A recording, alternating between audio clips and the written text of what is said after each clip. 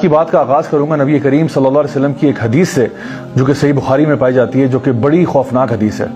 خوفناک اس لیے کہہ رہا ہوں کیونکہ اس حدیث میں آخرت کے، قیامت کے کچھ مناظر کا ذکر ہوا ہے۔ نبی کریم صلی اللہ علیہ وسلم ایک جگہ سے گزرتے ہوئے آپ نے دیکھا کہ نبی کریم صلی اللہ علیہ وسلم کو خواب میں دو فرشتے جو ہیں وہ مختلف جگہوں سے گزارتے چلے گئے اور آپ ان سے پوچھتے گئے کہ یہ کیا ہو رہا ہے، اور پھر انہوں نے ہر بار یہی کہا کہ آگے چلیں پھر آپ کو بتاتے ہیں۔ سب سے پہلے آپ نے دیکھا کہ دو شخص ہیں، ایک شخص زمین پر لیٹا ہوا ہے اور دوسرا شخص اس کے سر پہ کھڑا ہوا ہے، اس کے ہاتھ میں ایک بھاری بھرکم سا پتھر ہے اور وہ پتھر لے کے اس کے سر کے اوپر دے مارتا ہے اور اس کا سر کچل دیا جاتا ہے۔ پھر وہ پتھر دوبارہ اٹھاتا ہے اور اس ٹائم تک اس کا سر دوبارہ ٹھیک ہو چکا ہے، پھر سے وہ اس کے سر پہ پتھر دے مارتا ہے اور پھر اس کا سر کچل دیتا ہے۔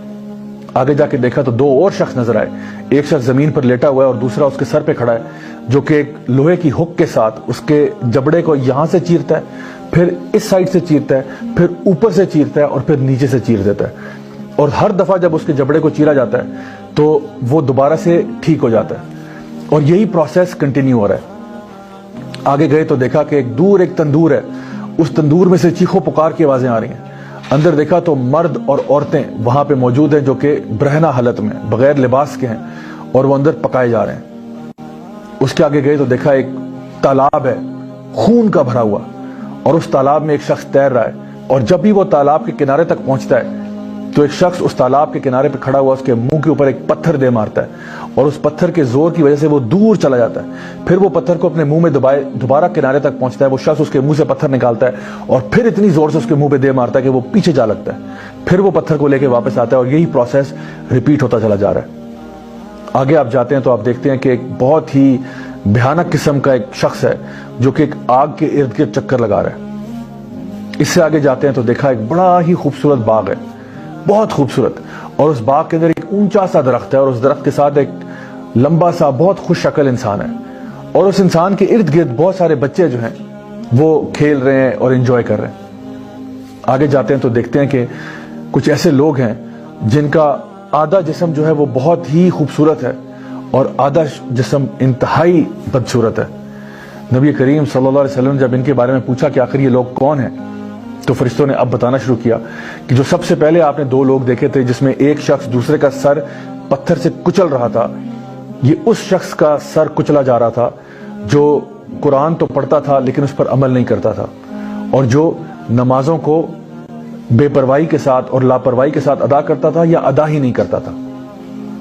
دوسری طرف ان کا ذکر کیا وہ شخص جو دوسرے کے اوپر اس کا جبڑا چیر رہا تھا ہک کے ساتھ، یہ بتایا یہ اس شخص کا منہ چیرا جا رہا ہے جو دنیا میں جھوٹ بولتا تھا، اور اتنا جھوٹ بولتا تھا کہ اس کا جھوٹ پوری دنیا میں پھیل جاتا تھا۔ آج سوشل میڈیا کے ذریعے ہم یہ بات اچھی طرح جانتے ہیں کہ جھوٹ کتنی جلدی سے پوری دنیا میں پھیل سکتا ہے۔ پھر ان کا جب سوال کیا کہ وہ لوگ جو کہ تندور میں تھے برہنہ حالت میں، یہ لوگ آخر کون تھے، تو بتایا گیا یہ دنیا کے وہ لوگ ہیں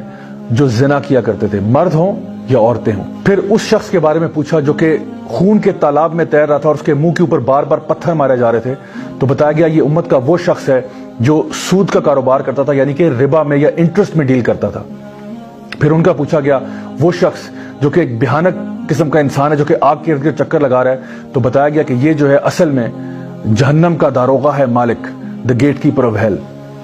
پھر پوچھا ان شخص کا وہ جو بہت خوش شکل تھے، ایک اونچے سے درخت کے ساتھ کھڑے ہوئے تھے اور ان کے ارد گرد بہت سارے بچے بھاگ دوڑ رہے تھے، تو بتایا گیا کہ یہ اصل میں ابراہیم علیہ السلام ہیں، اور ان کے ارد گرد وہ سارے بچے ہیں جو کہ بالغ ہونے سے پہلے ہی فوت ہو گئے، یعنی کہ فطرت کے اوپر فوت ہو گئے۔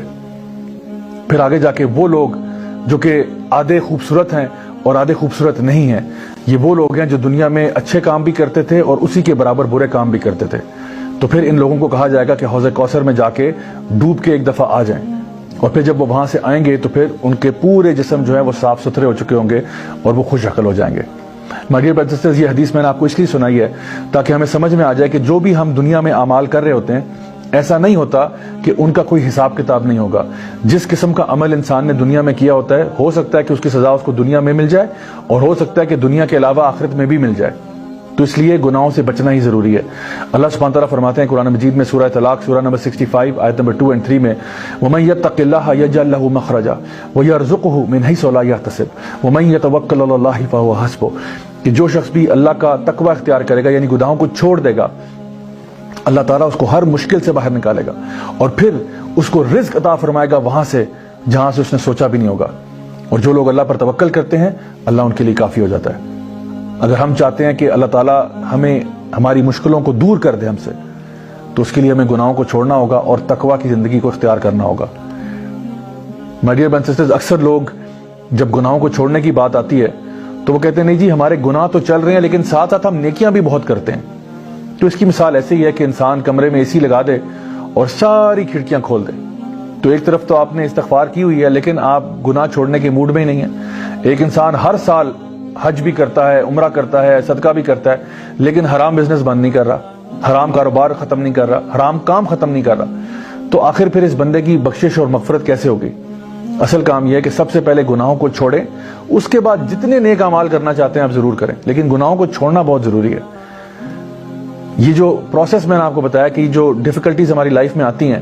ان کی وجہ سے ہمارے گناہ جھڑ جاتے ہیں. نبی کریم صلی اللہ علیہ وسلم نے فرمایا کہ تمہیں جو ایک کانٹا بھی چبھتا ہے اس کانٹے کے چبھنے سے بھی تمہارے گناہ جھڑ جاتے ہیں. اسی طرح سے جب ہم کسی بیمار کو ملنے کے لیے جاتے ہیں تو بیماری کی حالت میں بھی انسان کے گناہ جو ہیں وہ دھل رہے ہوتے ہیں. ہمیں کہا گیا کہ اس کو کہا کرو لا بأس طہور انشاءاللہ,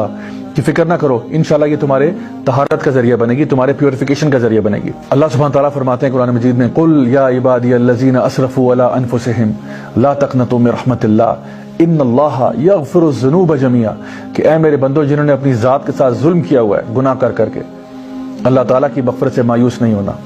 کیوں مایوس نہیں ہونا؟ ان اللہ یغفر الذنوب جميعا, یقیناً اللہ تعالیٰ تمہارے تمام گناہوں کو معاف کر سکتا ہے. تمام گناہ, جی ہاں, کوئی بھی گناہ اگر آپ نے کیا ہو اللہ تعالیٰ اس کو معاف کر سکتا ہے. لیکن سوال یہ کہ کیا آپ توبہ کرنے والے بن سکتے ہیں یا نہیں؟ My dear brothers and sisters, امام ابن القیم رحمہ اللہ بہت بڑے عالم دین تھے. وہ کہا کرتے تھے کہ کچھ اعمال ایسے ہوتے ہیں, کچھ گناہ ایسے ہوتے ہیں جو انسان کو جنتی بنا دیتے ہیں. ویسے تو بظاہری طور پہ بڑی حیرت کی بات لگتی ہے کہ گناہ انسان کو جنتی کیسے بنا دیتا ہے. تو انہوں نے اس کو سمجھایا کہ ایسا ہوتا ہے کہ کبھی کبھار انسان گناہ کرتا ہے اور اس کے بعد ایسی توبہ کرتا ہے, ایسی توبہ کرتا ہے کہ وہ اللہ کا ولی بن جاتا ہے. یعنی وہ گناہوں کو چھوڑ کر اپنا لائف سٹائل ایسا چینج کرتا ہے, اللہ کے ساتھ اس طرح سے جڑ جاتا ہے کہ اللہ تعالیٰ اس کے پچھلے تمام گناہوں کو نہ صرف معاف کر دیتے ہیں بلکہ اس کے گناہوں کو نیکیوں میں بدل دیتے ہیں اور اللہ تعالیٰ اس سے محبت کرنے لگتے ہیں. ان اللہ یحب التوابین ویحب المتطہرین, یقیناً اللہ محبت کرتا ہے ان گناہ گاروں سے جو توبہ کر لیں. تو my dear brothers and sisters, انتظار کس بات کا ہے, دیر کس بات کی ہے؟ جب تک ہماری سانس میں سانس ہے آئیے ہم فیصلہ کریں کہ انشاءاللہ ہم سے جو بھی غلطیاں ہوئیں, کوتاہیاں ہوئیں, ہم اللہ تعالیٰ سے گڑ گڑا کے معافی مانگیں گے تاکہ اللہ تعالیٰ ہماری تمام غلطیاں, کوتاہیاں, گناہوں کو معاف کرے. اللہ تعالیٰ ہم سے راضی ہو جائے اور اللہ تعالیٰ ہمیں اپنے نیک بندوں میں شامل کرے, اپنے انبیاء, صدیقین, شہداء, صالحین میں, اور انشاءاللہ ہمیں جنت الفردوس میں اعلیٰ مقام نصیب فرمائے. Until next time, this is me Raja Ziaul Haq signing off. والسلام علیکم.